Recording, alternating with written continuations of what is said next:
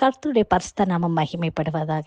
இந்த நாளிலே கர்த்தர் நமக்கு கொடுத்த வாக்குத்தத்தத்தின் வசனம் எக்ஸோடஸ் 15:25. யாத்ராகமம் 15வது அதிகாரம் 25வது வசனம்.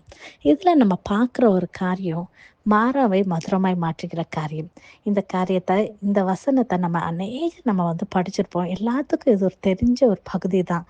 இந்த நாளிலே கர்த்தர் இது மூலமாக நம்ம கிட்ட என்ன பேசுகிறாங்கன்னா, இந்த காரியத்தில் நம்ம பார்க்குறோம், இஸ்ரேல் ஜனத்தை மோசஸ் வழி நடத்திட்டு வரும்போது, அந்த வனாந்திரத்தின் வழியை கடந்து வரும்போது, 3 நாட்கள் அந்த வனாந்திரத்தில் இருக்கும்போது இஸ்ரேல் ஜனங்களுக்கு தண்ணி இல்லாமல் மிகுந்த கஷ்டத்தில் தாகமாக இருக்கிறாங்க. அவங்க போய் மோசஸ் கிட்ட போய் முறையிடும் போது அவங்க முறுமுறுக்கு தராங்க, எங்களுக்கு தண்ணியே இல்லைன்ட்டு. அப்போ மோசே கர்த்தருடைய பாதத்தில் வைத்து ஜெபிக்கும் போது கர்த்தர் மோசைக்கு காட்டினது ஒரு மரத்தை.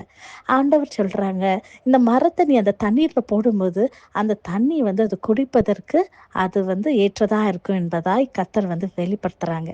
அதே போல் கர்த்தர் சொன்ன காரியத்தை மோசஸ் விசுவாசித்து கீழ்ப்படிந்து, அதே போல கர்த்தர் சொன்ன காரியத்தை கர்த்தர் இடத்துல அவர் கேட்டதை செய்த போது அந்த தண்ணி மதுரமாய் மாறிச்சுன்றது இந்த வேதத்தில் உள்ள பகுதியில் உள்ள காரியம் நம்ம பார்த்துருக்கிறோம்.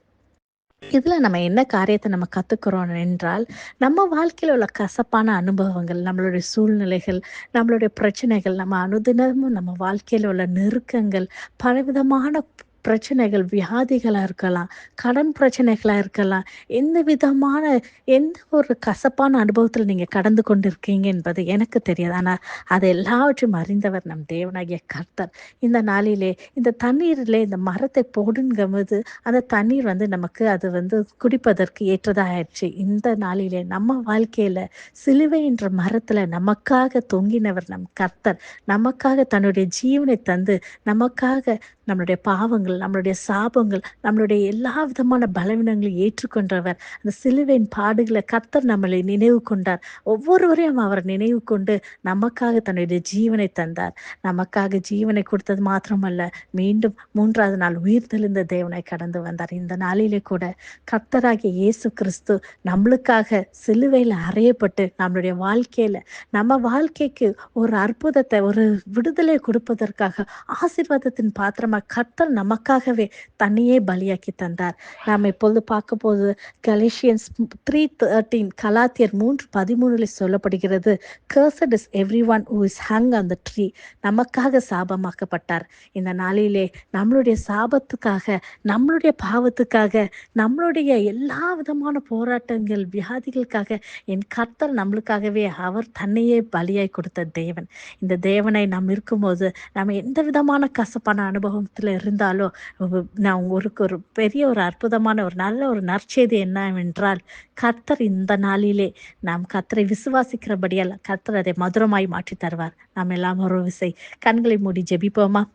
பரிசுத்த ஆவியானவரே, இந்த நல்ல காலை வேலைக்கு அம்மாக்கு நன்றி செலுத்திக்கிறேன் அப்பா. நீர் கொடுத்த இந்த வசனத்துக்காய் நன்றி தகப்பனே. இந்த வசனத்தின் மூலமாக கர்த்தாவே அப்பா, இதை கேட்டுக்கொள்கிற ஒவ்வொரு ஜனங்களும் என் கர்த்தர் நீர் தொடும்படியாக ஜெபிக்கிறேன் ஏசப்பா.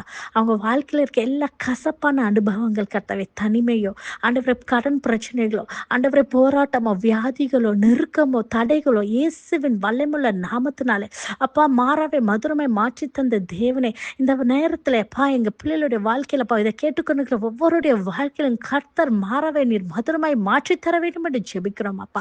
எங்களுக்காக சிலுவையிலே எங்களுக்காக நீர் உயிரை கொடுத்த தேவனப்பா.